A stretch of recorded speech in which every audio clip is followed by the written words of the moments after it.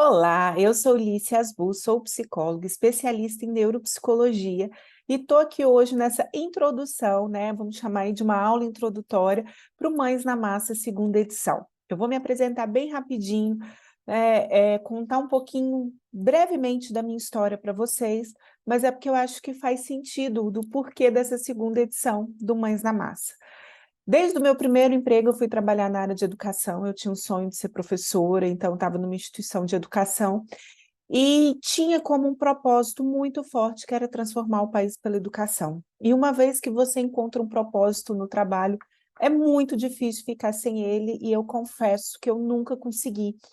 Portanto, né, apesar de já estar há muitos anos na clínica, né, de ter seguido com dois mundos paralelos, educacional e clínica por algum tempo, o propósito sempre teve que estar presente. E quando a gente fez o Mães na Massa, em 2022, né, o primeiro foi justamente para unir essas duas paixões, que era a clínica com a educação. E foi feito esse primeiro módulo aí do Mães na Massa, que para mim foi maravilhoso. Eu acho também, né, recebi ótimos feedbacks das pessoas que participaram, foi um momento de troca, de aprendizado, mas, né, era um grupo restrito, o objetivo era encontros ao vivo, era algo bem intimista mesmo, e que acabou dificultando, né? As pessoas às vezes falavam: Lícia, quando que vai ter outro? Ah, eu queria participar, e aí? E eu nunca consegui colocar em prática por uma questão de agenda, por essa questão, né, de fazer os encontros ao vivo, e aí você tem que ter uma programação longa, e às vezes eu tinha medo de não conseguir dar conta. Até que recentemente no consultório duas famílias me pediram e falaram por que não, e aí eu colocando dos problemas, eles falaram assim: então faz, deixa tudo online, coloca num espaço que, né, as pessoas possam colocar dúvida, e foram juntando, e algumas famílias me procurando, e às vezes, né, sem condição financeira, às vezes não tem agenda para a gente fazer o atendimento, e juntando tudo isso e pensando nesse propósito que eu tenho diário, de que no meu trabalho eu possa sempre ajudar e contribuir de alguma forma para um mundo melhor. E, gente, isso não é demagogia, tá? Juro para vocês. Eu acredito mesmo, e por isso que eu amo tanto trabalhar com educação e com crianças e adolescentes, porque se não for isso que for dar um mundo melhor para a gente, né, não tem o que ser. Então, é isso que eu encontro no meu trabalho. E aí, juntando isso tudo, falei: tá na hora do Mães na Massa, segunda edição. Então, é com muita paixão mesmo, porque eu sou uma apaixonada pelo que eu faço, é com muito orgulho que eu estou aqui para falar um pouquinho, né, desse segunda edição do Mães na Massa. E para começar, eu quero dizer que aqui é um espaço, primeiro, sem nenhum tabu nem julgamento. A parentalidade, o exercício aí da maternidade, da paternidade, eu vou falar de parentalidade de uma forma geral, porque a gente pode ter cuidadores, pode ter pais, pode ter mães, apesar do nome ser Mães na Massa, mas isso por si só já é muito cheio de julgamento. Quem nunca se sentiu julgada a hora que o filho faz uma pirraça no meio do shopping? Quem nunca se sentiu julgada a hora que, né, o comportamento não foi aquele dentro do esperado? Quem nunca se autocriticou por alguma coisa que podia ter feito melhor em relação com os filhos? Então, a primeira coisa para que aqui seja esse espaço maravilhoso de aprendizado, de troca e principalmente de transformação vamos deixar todo o julgamento, todo o tabu para o lado de fora. Aqui não tem tema proibido, aqui não tem julgamento. Ah, mas eu fiz assim, que absurdo! Não. Né? Aqui a gente está lembrando sempre da plasticidade cerebral e que sempre podemos ser melhores. Então, esse é o nosso objetivo aqui no Mais na Massa. Então, a primeira coisa, né? Ninguém acorda e fala assim: ah, hoje eu não quero dar o meu melhor, né? Então eu vou fazer isso com meu filho, eu vou...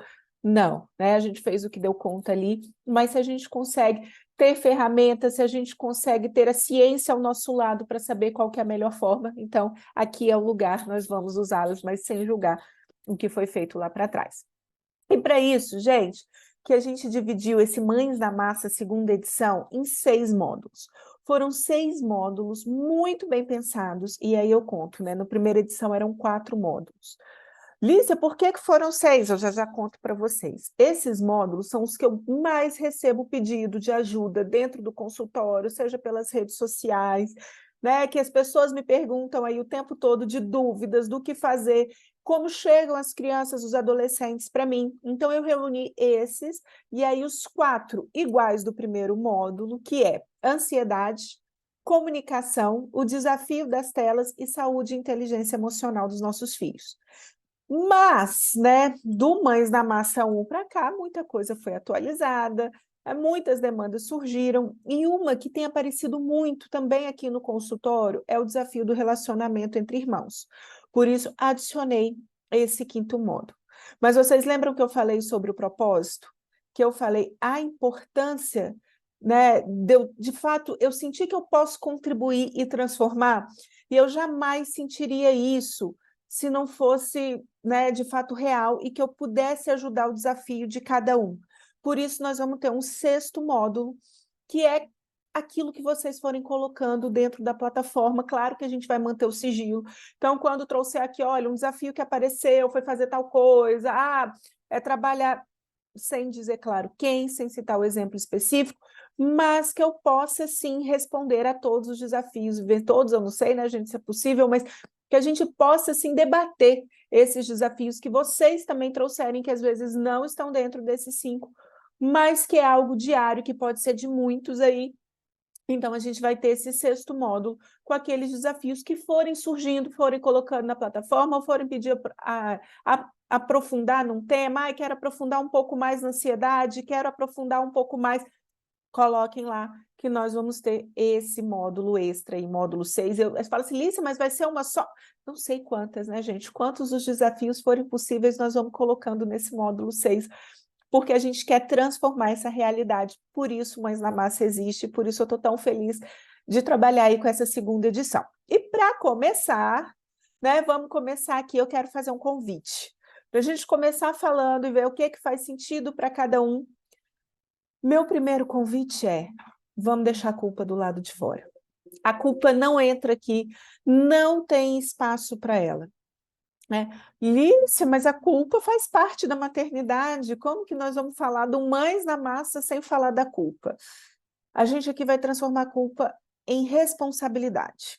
Como assim, Lícia? A culpa é o que eu falei ali no começo, né? Que a gente não pode ter julgamento, ninguém espera fazer, eu queria fazer melhor e não fiz de propósito para o meu filho. Não, mas muitas vezes a gente não tinha informação, a gente não sabia o que fazer. Alguém disse, a gente acreditou, depois você fala, poxa, mas eu fui tão acreditar justo no fulano, mas na hora foi o que apareceu, foi o que aconteceu, e está tudo bem, né? O cérebro é plástico, e nós vamos trabalhar sim com essa plasticidade cerebral, a nossa, para mudar o nosso comportamento, então vamos usar a nossa plasticidade e a dos nossos filhos, que tem uma plasticidade, por serem mais novos, maior ainda. Então, esse é o meu primeiro convite. Aqui não tem culpa. Lícia, mas eu fiz errado. O que vai ser? Não existe uma única relação de causa e efeito quando falamos de seres humanos. Eu deixei meu bebê chorando um dia, então agora o cortisol elevou, o estresse, ele vai ter um estresse tóxico. Não é assim que funciona, tá, gente? Não é uma simples relação de causa e efeito. Existe o estresse tóxico? Existe, né? De deixar um bebê chorando e tal. Existe, mas também existe meios da gente trabalhar com isso. E não é uma vez que a gente deixou, 2, que isso vai se tornar um estresse tóxico. Então, tudo isso nós vamos conseguir avaliar e vamos trabalhar aqui no Mães na Massa. Mas sempre deixando a culpa do lado de fora e lembrando da plasticidade cerebral. O nosso objetivo aqui não é ficar na culpa. A culpa, ela nos paralisa e faz a gente perder tempo sofrendo. Né? Você vai ficar lá se martirizando, sofrendo, que você podia ter feito melhor, que você podia ter buscado uma informação melhor, mas ela não vai contribuir para, de fato, transformar essa realidade, que é isso que a gente quer, né? Ter um relacionamento melhor, e por isso é que eu convido para transformar isso em responsabilidade, para que a gente use o conhecimento que vai ser adquirido, ou o conhecimento que a gente tem hoje, graças à neurociência, graças a tantas pesquisas, para que a gente utilize esse conhecimento para fazer melhor a partir do dia que a gente sabe que pode ser melhor. Né? Antes disso, infelizmente, não tem como. Então, vamos deixar essa culpa lá né, que é a estagnação, e vamos para a ação, que é isso que o Mães na Massa quer, né? Esse nome vem muito por isso, gente, é ação, é colocar em prática, é de fato investir nessa, que é o que eu sempre falo, é a relação mais importante das nossas vidas. E aí, como que a gente aprende, né? Quais são os nossos desafios aí? Gente, a primeira coisa que a gente fala na maternidade, na paternidade, é que a gente deve atender os desejos dos nossos filhos. Ser responsivo, desculpa, gente, atender às necessidades, tá? Não os desejos. Atender, acho que eu falei aí errado, mas atender às necessidades dos nossos filhos, sermos responsivos a elas e não aos desejos dele. Mas muitos de nós, né, e a sociedade hoje impõe justamente o contrário. O que a gente escuta, e quem for aí da minha geração, que teve filho ali no começo dos anos 2000, 2010, 11, por aí, né, quase que todo mundo ganhou de presente um livro da Capa Azul que ensinava os bebês a dormirem, né? Quem vai se lembrar disso aí? Era um livro, né, que era super famoso, então você engravidava e ganhava esse livro. Tá, aqui um livro, que ensinava o bebê a dormir. E nesse livro, por exemplo, falava para a gente deixar o bebê chorando por tantos dias até que ele ia aprender a dormir. E hoje que a gente sabe que, na verdade, ele não aprendeu a dormir, né? O cérebro aprende através de categorização e ele categorizou que não adiantava mais ele chorar, que a mãe não ia vir.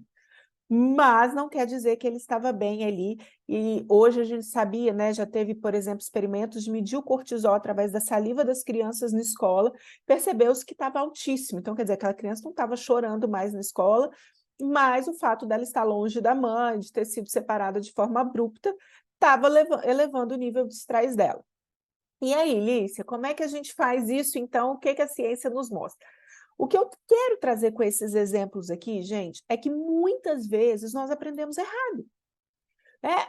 Ensinaram para a gente errado. A sociedade mostrou, e a nossa sociedade foi uma sociedade que foi se formando, né, nesse padrão de ansiedade que a gente está vivendo, nesse padrão muito adultocêntrica, para responder ali e atender a necessidade dos adultos. Só que o que sabemos hoje, e através, né, quem vai aí depois nós vamos falar muito sobre isso no Mães na Massa, a teoria do apego, a nossa necessidade mais básica não é de alimentação. Eu vou contar para vocês, a pirâmide de Maslow estava errada, né, as necessidades fisiológicas. Existe uma necessidade que é a de contato, e ela é a primeira. É só vocês lembrarem de dias de grande tragédia. Ah, aconteceu, vamos lá, quem foi da minha idade vai lembrar, o 11 de setembro, na época. O que que você queria? Onde você estava? Quase todo mundo se lembra quando ficou sabendo onde estava. E qual que era a vontade? Quero ir para casa ficar junto da minha família. Quero ir para casa estar junto. Por quê? Porque nós somos seres de apego. Nós precisamos de contato. E um bebê, gente, a necessidade primária dele é justamente a de contato.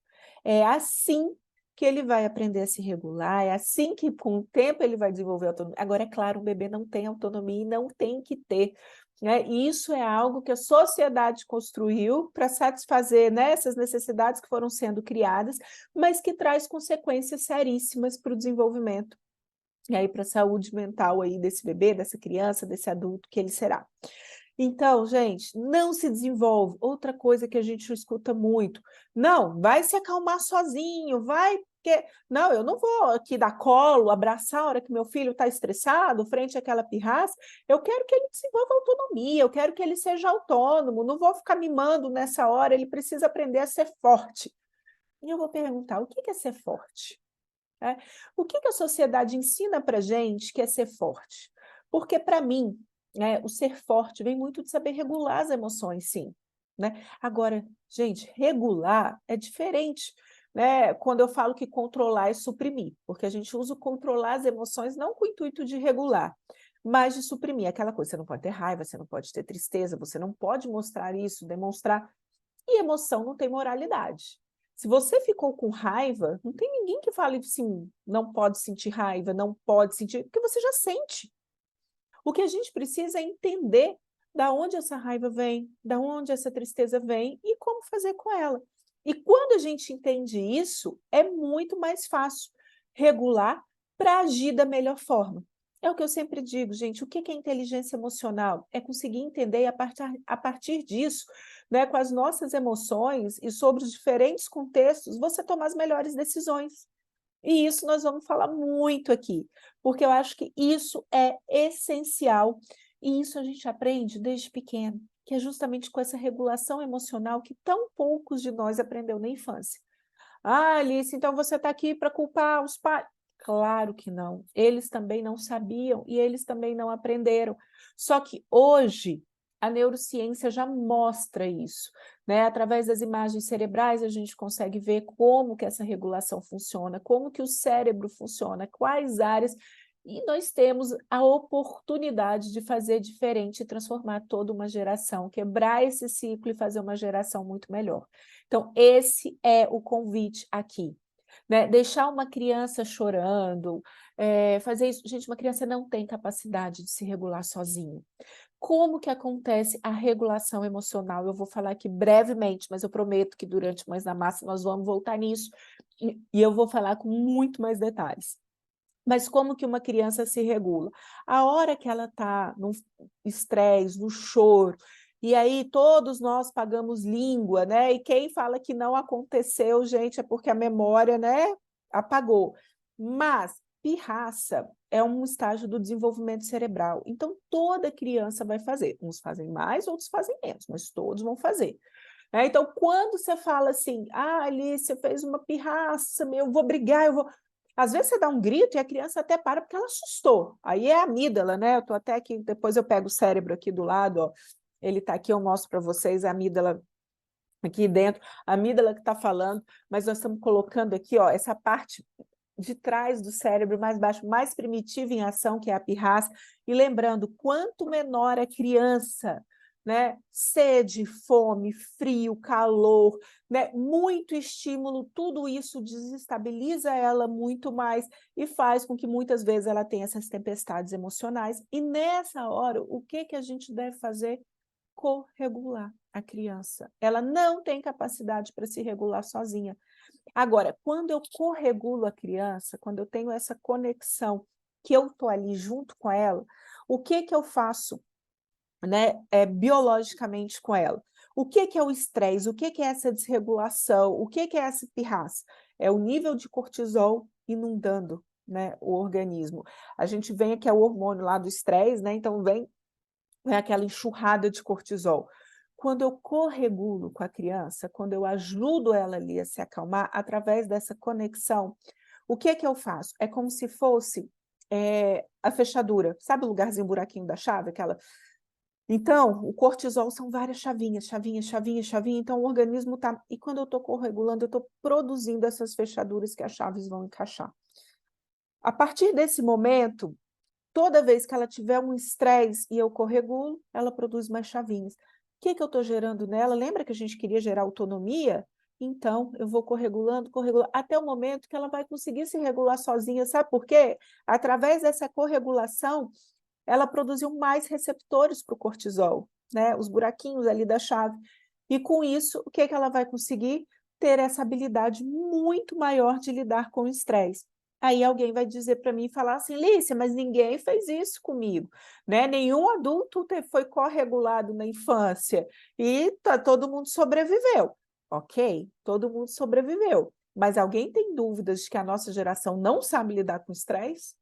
Eu acho que não, né, gente? É só dar uma volta aí no mundo, no trânsito, por onde for, que a gente percebe claramente que nós somos uma geração que não sabemos lidar com o estresse.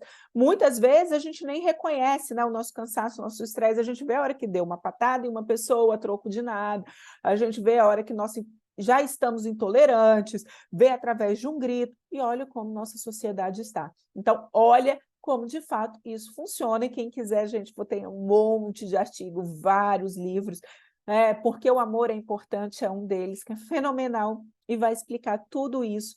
Então, quem quiser, leia e se aprofunde, porque vale muito a pena. E aí, quando a gente vai falar disso, algumas pessoas vão falar, claro, Lícia, então você é contra a educação autoritária. E eu vou dizer, claro que sim. Por quê? Porque a educação autoritária faz isso, né? Em nome de uma autonomia que não desenvolve, então o primeiro fracasso dela está aí, Ela se diz como se ela preparasse aquela criança para o futuro, esquecendo que tem um presente, mas ela não prepara para o futuro. Você sabe por quê? Presta bem atenção.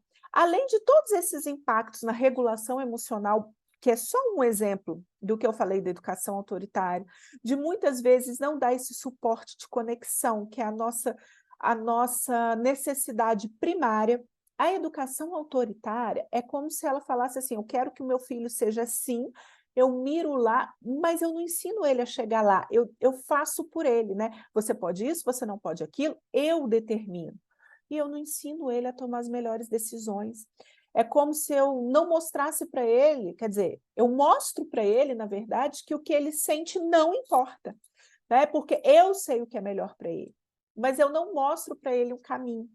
E isso é extremamente desrespeitoso e, claro, né, gente, fere um princípio básico, que é a relação entre pais e filhos. É uma relação muito baseada no medo. Então, você, às vezes, coopera com aquela autoridade por um medo. Claro, se eu não for no perfil desafiador, que aí já vamos para um outro lado, mas aqui eu vou ficar mais breve, lembrando que é uma introdução, mas você foca nesse medo e você se preocupa com o futuro, esquece do agora, mas ao mesmo tempo não prepara para o futuro. E desrespeita essa criança, né? Como se ela não tivesse vontades.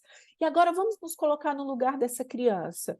Ai, eu choro. Não é motivo para você chorar. Que bobeira. Ela já está chorando, ela já está sentindo, ela já está chateada.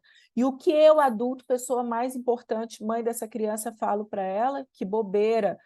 Como que ela se sente? Inadequada. O que eu sinto não importa. O que eu faço com a autoestima dessa criança, a autoestima dessa pessoa que está em desenvolvimento?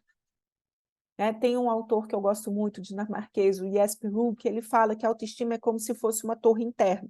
A gente tem valor simplesmente por existir, e como que isso é diferente da autoconfiança, e muitas vezes a gente confunde, né? Autoconfiança, sei que eu sou bom nisso, não quer dizer que eu tenho uma autoestima boa, mas... E aí, essa torre interna. Então, quer dizer, a hora que a criança se sente inadequada, que ela sente que, né, que aquilo que ela sente não importa, que aquilo que ela sente é errado, porque se a minha mãe, que é a pessoa mais importante, fala que eu não devo sentir aquilo, que está errado eu sentir, olha, né, como que eu vou danificando a autoestima dessa criança. E, ao mesmo tempo, olha como eu não preparo ela para o adulto que eu quero que ela seja. Porque eu tenho certeza que, se eu perguntar para todos os pais, mesmo os que exercem uma educação autoritária, perguntar como que você quer que seu filho seja lá na frente, nenhum deles vai responder assim: olha, eu quero que ele tenha medo, eu quero que ele fale amém para qualquer um que fale o que quiser com ele, eu quero que ele abaixe a cabeça. Não, mas é o que eu faço com meu filho, é isso. Está vendo como é incoerente a educação autoritária? Mas recebo críticas todos os dias, que a hora que eu falo mal da educação autoritária, fala: lá vem ela com essa permissividade de hoje, é isso que está acabando, porque hoje pode tudo. E vou dizer uma coisa para vocês, gente, a educação permissiva, ela é tão desrespeitosa quanto autoritária. A educação permissiva, eu falo de negligência, né? Quando eu deixo tudo, quando eu falo, eu não estou atendendo às necessidades dos meus filhos, né? Eu estou ali atendendo uma necessidade do adulto, que é uma dificuldade de falar não, que é uma culpa, então eu faço tudo, né? Para ficar fácil. Então, assim, quer ficar nas telas? Fica, porque eu tenho que trabalhar aqui, não vou me indispor, né, com a criança. Ai, não quer comer? Então, pega um biscoito ali, tá tudo certo. Ah, não quer fazer tal coisa? Tudo bem, pode fazer desse jeito. Ah, vocês percebem? Ah, não tem rotina criança, porque montar rotina dá trabalho, né? Então, deixa a criança livre, leve solta.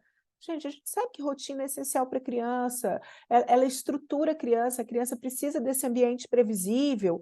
Então, a hora que eu não consigo fazer isso, olha como a permissividade também coloca o adulto no centro, também vem para atender a necessidade dos adultos e não das crianças. Então, essa relação permissiva, ela também foca no agora e ela também é desrespeitosa. Mas um terceiro caminho, ele é possível, e é nele que eu acredito, que é uma educação positiva, uma educação respeitosa.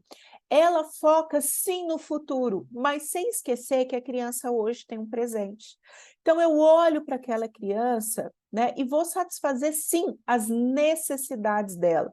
Nenhuma criança tem necessidade de celular, nenhuma criança tem necessidade de ficar em telas. Então, não é isso que eu preciso satisfazer. Agora, toda criança, todo adolescente tem necessidade de contato, de conexão com os pais. E isso, sim, enquanto mãe, enquanto pai, eu tenho a responsabilidade e o dever de suprir. Então, isso eu vou olhar, né? De oferecer esse ambiente previsível, de estipular uma rotina, de colocar, né? Eu não tenho, o meu filho sabe o quanto ele pode, né? Ele deve comer ali no prato, aquela coisa, eu vou brigar, você tem que comer esse prato todo. Gente, tem dia que a gente está com mais fome, tem dia que está com menos, eu não posso obrigar uma criança a comer o prato. Agora, a responsabilidade da qualidade do que tem, do que é ofertado, é nossa. Ah, ele tem que comer 5 cores? Não. Né? Às vezes você tem lá 5 cores que vão ter as mesmas questões ali, as mesmas vitaminas, os mesmos nutrientes, não é isso. Mas oferecer alimentos de qualidade, dispor disso, aí sim é minha responsabilidade. Colocar isso para os nossos filhos, e não é fácil, eu sei que não. Até porque muitos de nós não recebeu isso, então satisfazer essas necessidades é difícil, porque a gente tem esses gatilhos. Mas para a gente seguir nesse caminho, o primeiro passo é demonstrar o nosso amor incondicional. E quando eu falo em demonstrar o amor incondicional, eu não tenho dúvida, né, que se você está aqui me assistindo, eu tenho certeza, né, que você tem esse amor incondicional pelo seu filho. Mas a minha pergunta é, o seu filho sente esse amor incondicional? E para responder essa pergunta, antes, reflita. Qual momento na sua infância você se sentiu amado? Quais foram aqueles momentos que você, de fato, se sentiu realmente amado pelos seus pais? E quando eu falo isso, né, e eu trabalho aí com famílias já há muito tempo, gente, tem famílias que chegam aqui, pais e mães, que não conseguem se lembrar desses momentos, de terem se sentido amados. Eu me lembro de uma mãe que ela virou para mim e falou assim: nossa, eu só sabia que minha mãe me amava porque eu ficava muito doente. Não, desculpa, ela falou assim: eu só sabia que minha mãe me amava quando eu ficava doente. E aí eu logo questionei para ela, e eu aposto que você foi uma criança que ficou muito doente, né? Ela falou assim: sim, como você sabe? Tipo, você tem uma bola de cristal? Não, né, gente? Eu simplesmente conheço aí a ciência e sei que é essa necessidade inata de sermos, né, amados, de termos essa conexão. Então, se ela não recebia de outra forma, ela precisava ficar doente. E o nosso corpo é uma coisa só, essa coisa de corpo e mente, isso não existe. A gente tem um nervo vago que liga tudo, então todas as extremidades, a pontinha do seu dedo tem um nervo vago lá que está lá no seu cérebro.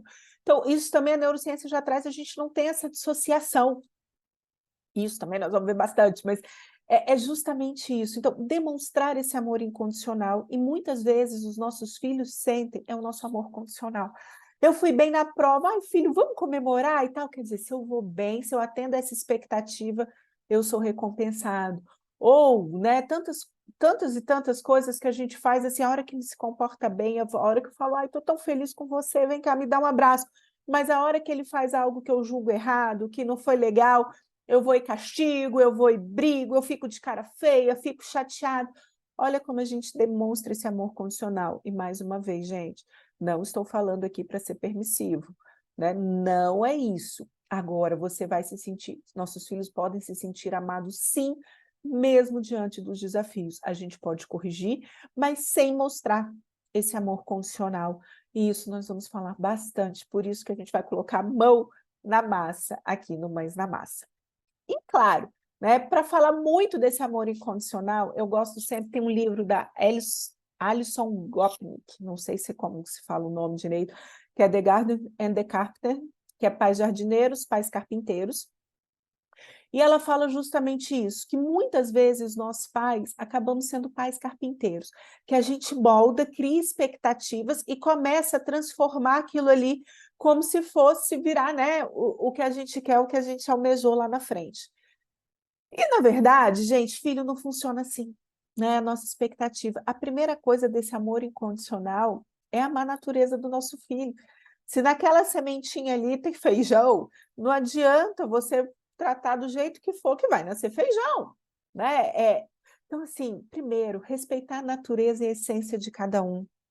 Segundo, quando nós somos pais jardineiros, primeiro que a gente respeita essa essência, essa natureza. Segundo, a gente cuida, como um bom jardineiro cuida, e a gente sabe, né, o tanto que isso é importante, né, esse cuidar, né, eu vou podar, eu vou cuidar, eu vou regar, eu vou colocar no sol, vou fazer isso tudo, mas nós sabemos também que a gente tem um limite para isso, né? Se choveu demais, se teve seca, né, fatores ambientais também interferem em quem vai ser, né, essa planta, o que que vai ser isso. Então, quando a gente fala em ser jardineiro, é isso, é orientar, é cuidar, mas respeitar essa natureza e saber que o meio ambiente também vai interferir ali, e o que a gente vai fazer é preparar para essas interferências, é preparar, deixar o nosso filho cada vez mais forte, inteligente emocionalmente, para que frente às mais diversas adversidades que ele encontrar por aí, ele possa tomar as melhores decisões, ele possa de fato fazer as melhores escolhas, porque, mais uma vez, é isso que é a inteligência emocional. No momento de estresse, ele saber conduzir, né? No momento de estresse, ele não meter os pés pelas mãos, no momento de difíceis escolhas, que ele está lá com a aprovação do grupo, que ele está precisando de algo, mas, né, ele entender que ele é amado e está cada vez menos ele precisar dessa aprovação, mas a gente sabe, né, gente, que todos nós somos seres sociais, então tem certos níveis de aprovação que claro que todo mundo quer, e claro que isso também interfere, não vamos dizer aqui que não, mas quanto mais estivermos com essa torre interna da autoestima intacta, menos isso vai ser importante, assim, essa questão de validação externa.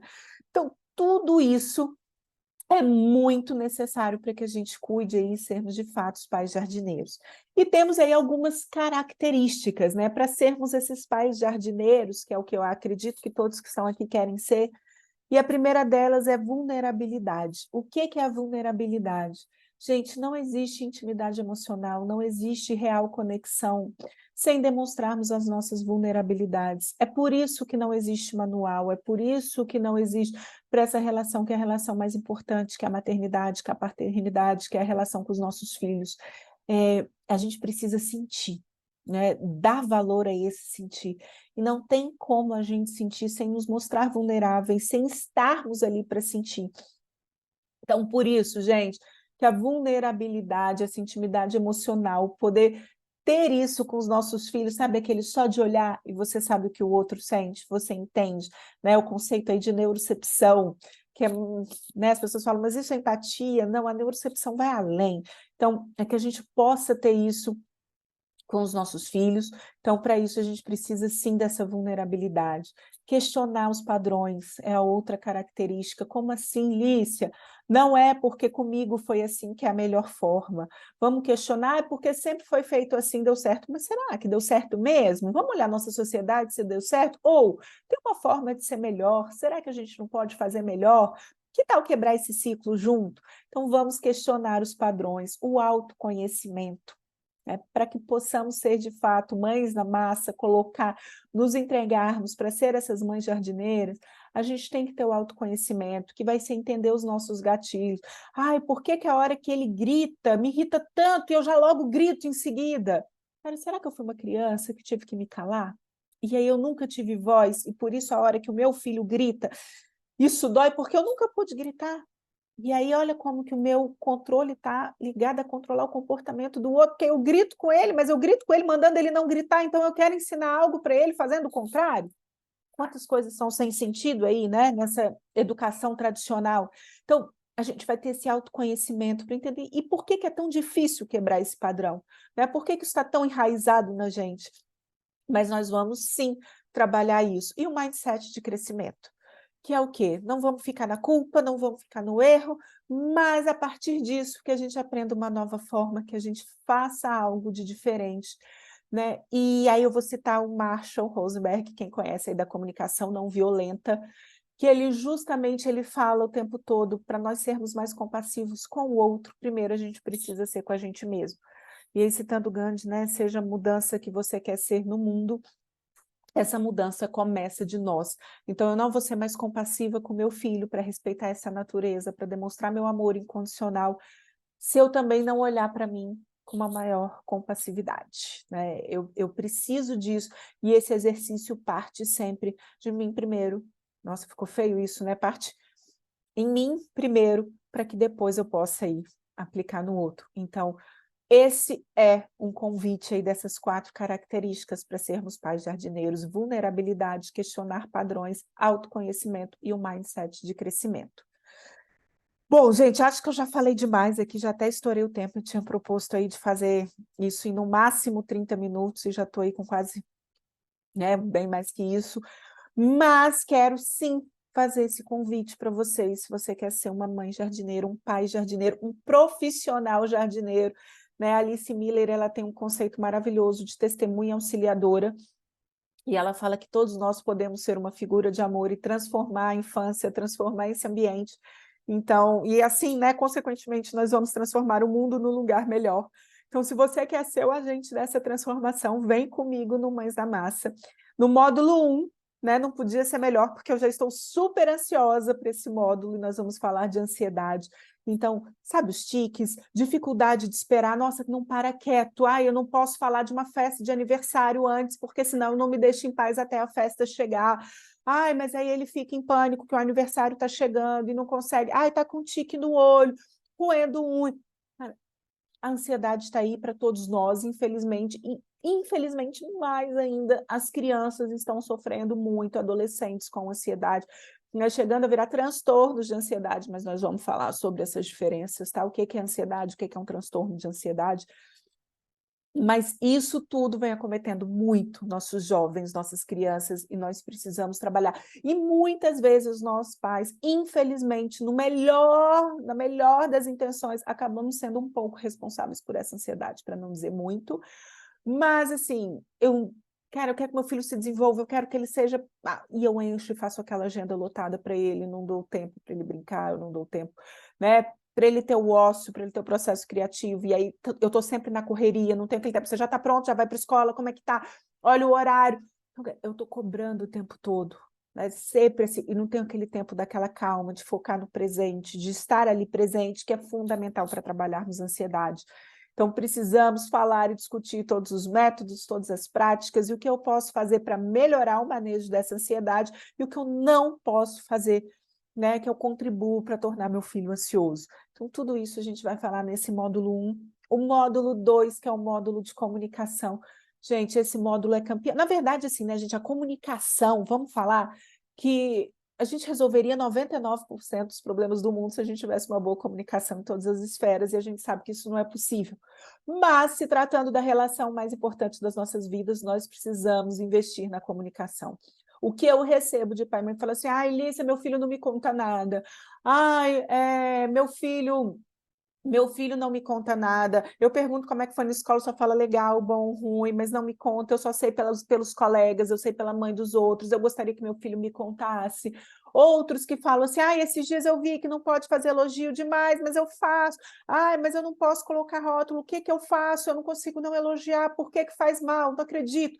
Para a comunicação, a gente vai falar de tanta coisa, e é tão bacana.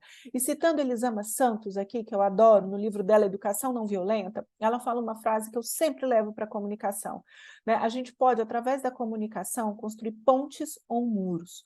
E eu acho que o que todo pai e toda mãe quer é construir uma ponte. Então, vamos construir uma ponte através dessa comunicação. E como esse é um tema que vocês já devem ter percebido aí, que eu adoro, né? Eu fiz um chamado método CPF, que é método de comunicação pais e filhos, mas essa analogia com o CPF justamente por ser algo único. Então, não é um método, gente, que é um manual que você vai ler aqui e aplicar ali, porque isso não existe quando a gente fala de relação, isso não existe quando a gente fala, né, de seres humanos, de nos relacionarmos, é um desmanual, ok? Um desmanual, mas é um método, sim, que vai ajudar e vai melhorar essa qualidade da relação dos seus filhos, que vai fazer com que a gente não grite pedindo para parar de gritar, né? Que vai fazer com que a gente possa ter conversas, intimidade emocional com os nossos filhos, que vai fazer que a gente consiga, né, através do elogio, encorajar. e não colocar, aprisionar os nossos filhos num rótulo. Então, esse é o módulo de comunicação. A gente tem também o módulo do desafio das telas. Para quem não sabe, eu tenho um livro, ele está aqui, cadê meu livro? Aqui, ó. Está aqui, ó, o livro. Desconecte-se, como se conectar com seu filho para ele se desconectar das telas. Então, esse é um módulo também que a gente vai falar, e aqui já deixo claro, tá? Não é um mundo sem telas, porque não dá para banalizar as telas e dizer que nós vamos viver nesse mundo sem telas, porque as telas já fazem parte, mas, né, através de uma conexão real, que é a conexão dos pais e filhos, diminuir os riscos, diminuir os prejuízos que o excesso de telas traz, e nos conectar de fato ao que realmente importa. Então, esse é um módulo também que eu tenho, né, muito amor, muita paixão, acho que todos, né, gente? Mas é isso. Saúde e inteligência emocional, não tem como esse tema estar em voga, e a gente precisa trabalhar a saúde e a inteligência emocional de nossas crianças, precisamos dos nossos adolescentes, precisamos prepará-los para tomar as melhores decisões. O mundo de hoje, de inteligência artificial, isso tudo está aí, mas quem nossos filhos serão frente a isso? Né? Como que eles vão saber ter análise crítica, desenvolver justamente essa inteligência emocional que vai dar recurso e repertório para que eles possam lidar com isso? Então, isso é o nosso módulo de saúde e inteligência emocional. O desafio dos relacionamentos entre irmãos, esse foi, gente, porque uma dessas famílias que eu contei para vocês lá, que me fez fazer o segunda edição do Mães na Massa, eles vieram muito por essa questão dos relacionamentos entre irmãos. Ai, né, essa competitividade, de quem você gosta mais, porque você deu isso para ele, não deu isso para mim. Como que nós, pais, saímos dessas armadilhas e fazemos com que os nossos filhos se sintam únicos e amados?